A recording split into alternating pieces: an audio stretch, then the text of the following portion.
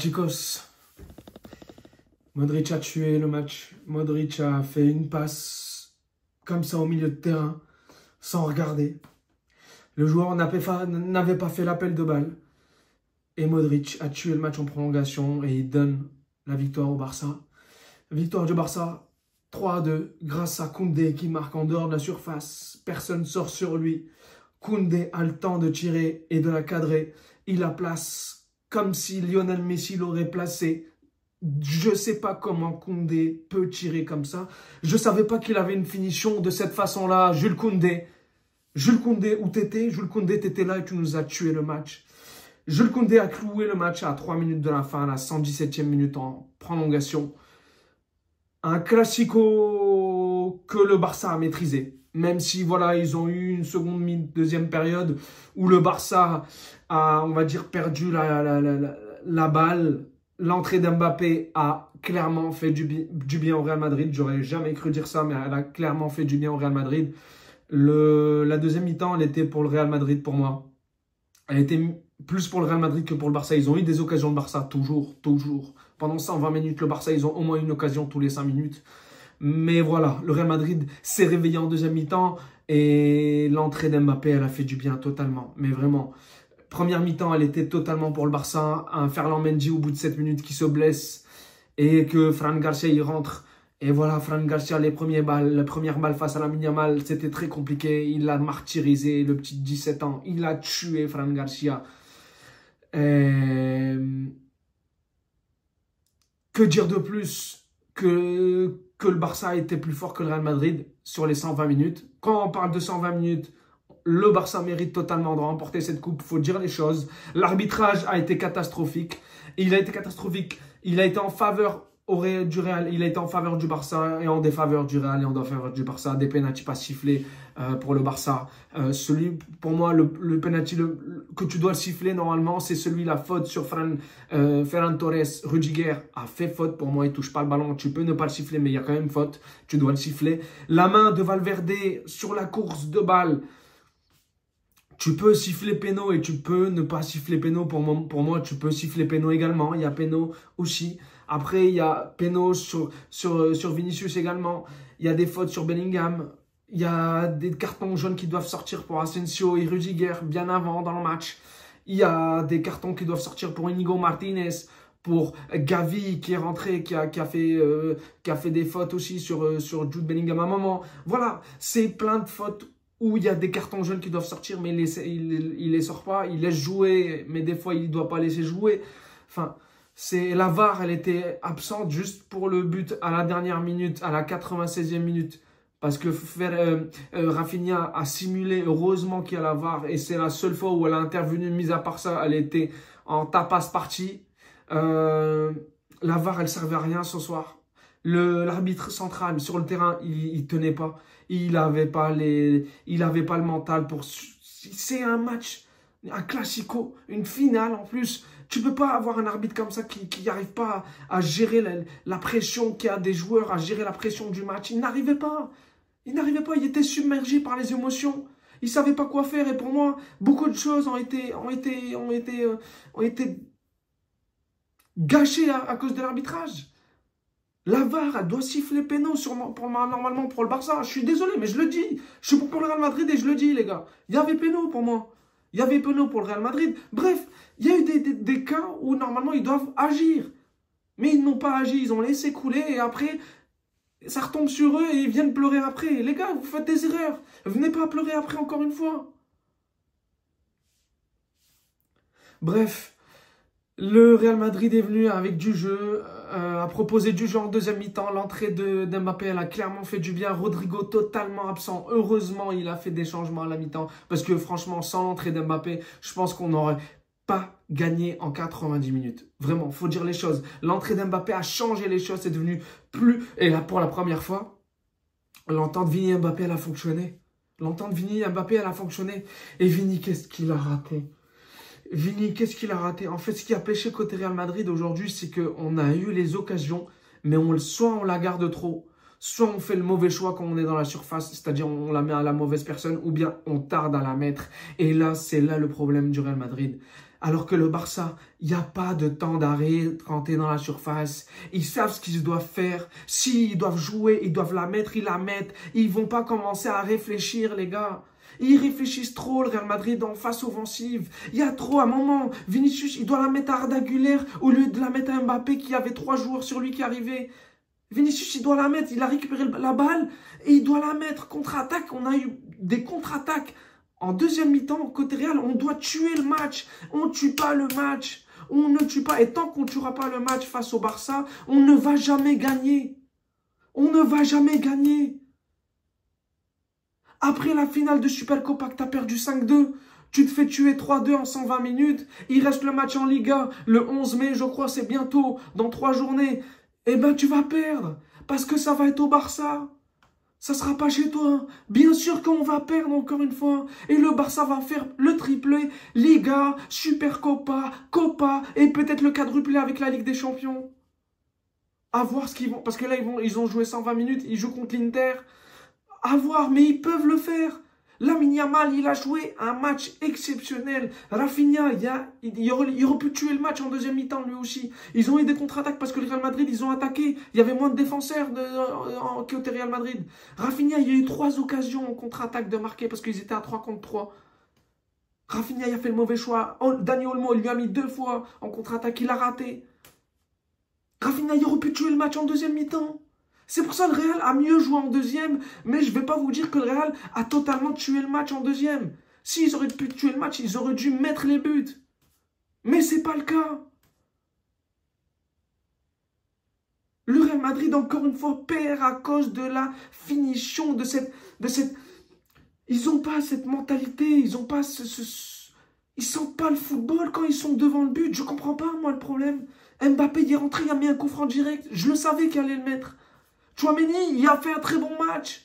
Tchouaméni a fait un excellent match. Franchement, là, au jour d'aujourd'hui, je préfère Tchouaméni que Rudiger en défenseur central. Rudiger était encore une fois catastrophique. Catastrophique, Rudiger. Fran Garcia, le côté gauche, Rudiger. Fran Garcia, Kata. Ferran Torres. Franchement, Ferran, comment il peut marquer ce but-là, les gars? Tu mènes 2-1, tu perds des 1-0, ils reviennent. Ils reviennent, le Real Madrid, ils mènent 2-1. Et ils arrivent à faire des fautes où Ferran Torres, est-ce qu'il doit sortir Courtois? Est-ce qu'il doit sortir Courtois? Rudiger, il se fait manger par Ferran. S'il fait faute, il y a carton rouge. Mais Courtois, est-ce qu'il doit sortir? Pour moi, il ne doit pas sortir. Courtois, il sort. Rudiger, il est en retard. Ferran, il dribble Courtois et il marque dans le but vide. C'est ça le problème du Real Madrid, c'est que si tu ne marques pas plus de 2 buts d'écart contre le Barça, ils reviennent. On l'a vu face au Celta Vigo ou face au Betis Séville, je crois. Ils perdaient 3-1. Ils sont revenus à 3-3. Et ils ont même gagné 4-3 à la fin. C'est ça le Barça, ils sont trop forts cette saison. Faut leur mettre 2-3 buts d'écart si tu veux gagner contre eux, bordel. C'est pas possible, franchement. Et quand tu regardes le Real qu'ils n'arrivent pas à finir devant, eh ben tu gagnes pas. Tu ne gagnes pas. Je m'attendais à un tir au but, voilà, on avait un petit peu de chance, peut-être. Mais non. Hansi Flick, 14 finales jouées, 14 finales gagnées. Carlo Ancelotti, hasta luego. Hasta luego, Carlo. Est-ce qu'il va continuer? Franchement, la vérité, hein, je vous pose la question. Est-ce que vous souhaitez qu'il joue le prochain Classico, Carlo Ancelotti? Est-ce que vous souhaitez qu'il termine la saison, Carlo Ancelotti, en championnat? Moi, je pense que Pérez, il va le laisser jusqu'à la fin. Parce qu'il respecte beaucoup Carlo Ancelotti pour tout ce qu'il a fait au Real Madrid. Et on va finir avec une saison blanche, entre guillemets, parce qu'on a gagné la Super Coupe d'Europe face à l'Atalanta en début de saison. Mais mis à part ça, dégoûté. Franchement, dégoûté encore une fois de cette équipe. Je savais qu'ils allaient perdre, mais franchement, quand j'ai vu la deuxième mi-temps, je me suis dit, ah, enfin ils se réveillent pour une fois le Real Madrid. Ça jouait mieux, mais défensivement, c'est fébrile. C'est ça le problème, c'est que défensivement, c'est fébrile. Et offensivement, ils ne finissent pas quand il faut. Ils font les mauvais choix. C'est ça le problème du Real Madrid. Alors que le Barça, ils sont cliniques. Ils savent finir, ça joue vite. Ta, ta, ta, ta, ta, ta. Ils savent à qui ils doivent le mettre. Ils savent à qui ils doivent le mettre. Asensio, il a fait son match, mais franchement, il doit prendre un jeune lui aussi. Vasquez, il sort vénère, mais sort de là. Vasquez, il doit même pas jouer titulaire. Ceballos, il doit se prendre un jeune aussi. Il a fait un bon match, mais sans plus. Arda Güler, il a fait une très belle rentrée. Il faut le mentionner encore une fois. Arda Güler, depuis la dernière fois, je le sens différent. Et je l'ai encore vu aujourd'hui. Il a fait une bonne entrée, Arda Güler. Brahim Diaz, il a fait une... Il n'a pas fait une bonne entrée parce qu'il doit la finir. Il doit à un moment, il doit la lâcher dans la surface lui aussi. Il met trop de temps à la lâcher et il la perd. Mbappé également, à un moment, il doit la lâcher aussi ou il doit frapper. Il la garde trop dans la surface, les joueurs du Real Madrid, quand ils sont dans la surface adverse. Et ça commence vraiment à me gaver, vraiment. Ils font des mauvais choix. Et ça me gave trop de perte de balles. Et du coup, ça finit pas. Jude Bellingham, j'attendais un meilleur match de lui. Offensivement, il a fait aucun tir cadré. Mais malheureusement, que j'ai envie de te dire, première mi-temps catastrophique. Rodrigo, il n'y avait rien en première mi-temps. C'était domination, c'était attaque-défense, attaque-défense, attaque-défense, attaque, mal de crâne. Côté Real, j'ai eu un mal de crâne. Franchement, j'avais envie de péter un câble à la mi-temps. Je me suis dit, première mi-temps, c'est 1-0, ça va finir à 4-0.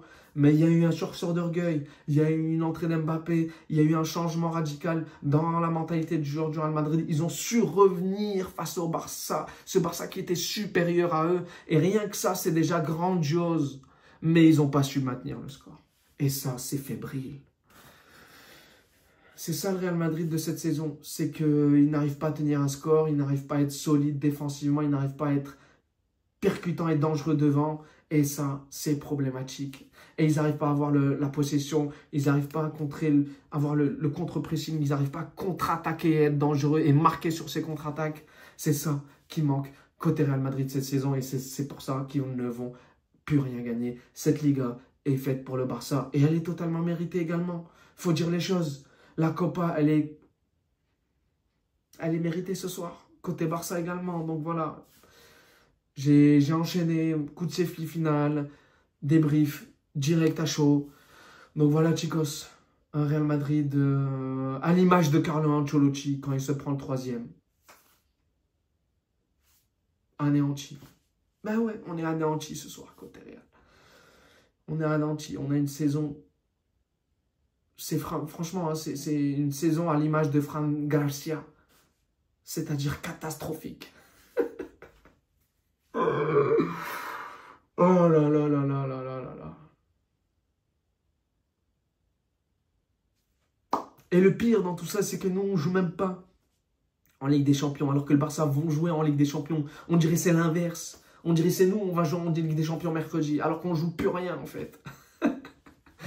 Madre mia, ils ont une équipe. Quand tu vois les rentrées intelligentes d'Hansi Flick, le flic, franchement, ils ont tous peur de ce flic. Ils ont tous peur. Franchement, Hansi Flick, c'est une crème d'or, comme la coupe de la Yamal, de l'or. Elle est beurrée, sa crème. Franchement, elle est beurrée. Elle est en or.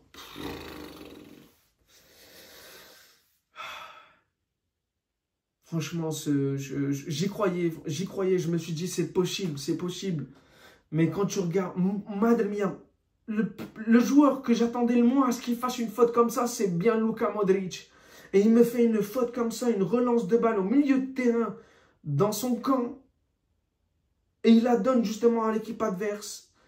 Et il n'a pas réfléchi. Jules Koundé, il a tiré et elle est rentrée. Finition d'un attaquant. Madre mia, franchement, Luka Modric, t'as tué la finale de Copa del Rey. Si on a perdu ce match, franchement, c'est à cause de Modric. Et c'est à cause de... Courtois, il ne peut rien faire. Il est caché par les défenseurs. Même, il ne peut rien faire. Elle est trop bien placée, sa frappe. En tout cas, belle entrée d'Mbappé. Il était vénère au début de match. Il est rentré avec les crocs. Et on les a vus, ces crocs. Mais ce n'était pas suffisant pour emporter le trophée. Parce qu'il n'y avait pas assez de joueurs qui avaient les crocs comme lui. C'est des joueurs, en fait, l'entente des joueurs. L'envie de certains joueurs, elle n'est pas là. La concentration de certains joueurs, elle n'est pas optimale. Quand tu regardes la concentration des joueurs du Barça, c'est optimal. Ils sont tous connectés à 100%. Tata, Gavi, agressif. De Jong, agressif. Pressing, collectif. tous. Tout est optimal. Tout est optimal. Franchement, les mecs, c'est des transformers. Ils se transforment quand il faut, au bon moment. Tel Optimus Prime. Tout est coordonné. Tout est coordonné. Tout est coordonné. Tout est carré. Franchement, c'est carré. Comme la VAR, c'est carré. Aïe, aïe, aïe, j'en rigole, mais je suis à l'intérieur de moi, je suis en train de bouillonner, mais voilà. C'était prévisible. C'était prévisible, mais j'y croyais parce que franchement, on a fait une bonne deuxième mi-temps, faut dire les choses. Et il y a eu un réveil, mais c'était pas assez suffisant pour remporter le trophée, sachant qu'il y a eu les prolongations. Mais bon, quand tu regardes les 90 minutes, le Barça mérite de gagner quand même, quoi qu'il arrive. Donc voilà, totalement mérité. Bravo au Barça, bravo Hansi Flick, c'est totalement mérité. Ce qu'il fait cette saison, c'est digne d'un triplé. Donc, enhorabuena, chicos. Hasta pronto pour le prochain débrief du Real Madrid. Et je pense que je vais débriefer les matchs de Ligue des Champions. Ça va être de mon match Arsenal-PSG et ben, du coup Inter-Barça. Donc voilà, prochain match du Real Madrid. Je ne sais même pas c'est contre qui. En tout cas, c'est en Liga parce qu'il n'y a plus rien à jouer. Franchement, je sais même pas. Franchement, j'ai même plus envie de débriefer les matchs du Real Madrid. Si je débriefe, ça va durer, allez, belle 5 minutes. Si Arda Güler, il fait une bonne presta. Bref. On se revoit au prochain match du Real Madrid et il y aura aussi un débrief en milieu de semaine. Ligue des Champions, chicos, prenez soin de vous. N'hésitez pas à liker, à partager, donner votre avis sur cette finale, sur Carlo, si vous avez envie. Mais si vous n'avez pas envie, je vous comprends tout à fait. Hasta pronto. Ciao, ciao.